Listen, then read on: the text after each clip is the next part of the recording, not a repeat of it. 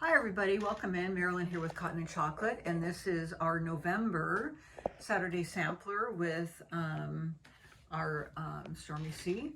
And this is actually our last blocks that we're piecing for the quilt.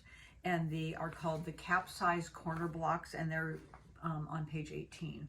And so you're going to find these blocks in the very outside four corners of the quilt. You can't quite see them here, but you'll be able to see them in your pictures of the quilt, actually better on my sheet here.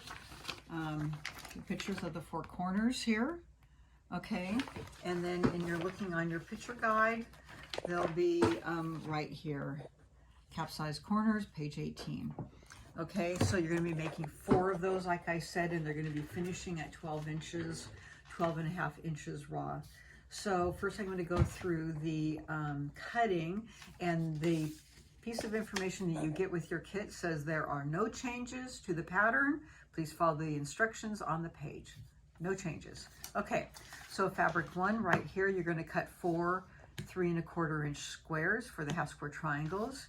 Fabric 2, you're going to cut 16 3⅛ inch squares for your flying geese, and you're going to cut them once on the diagonal for triangles.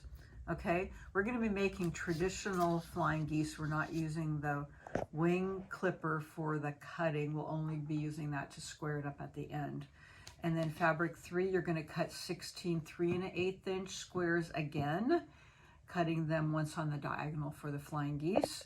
For triangles, fabric 4, right here, you're going to cut 16 4½ inch squares. You're going to be wondering, why am I cutting so many? Well, again, we're making 4 blocks.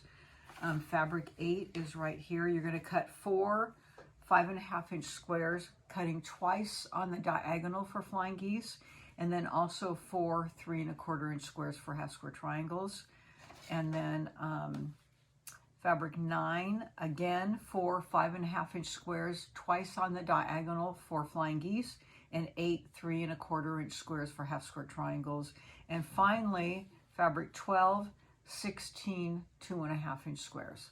So that's all of your cutting. So once you get your cutting done, I'll see you back here in a minute for the piecing.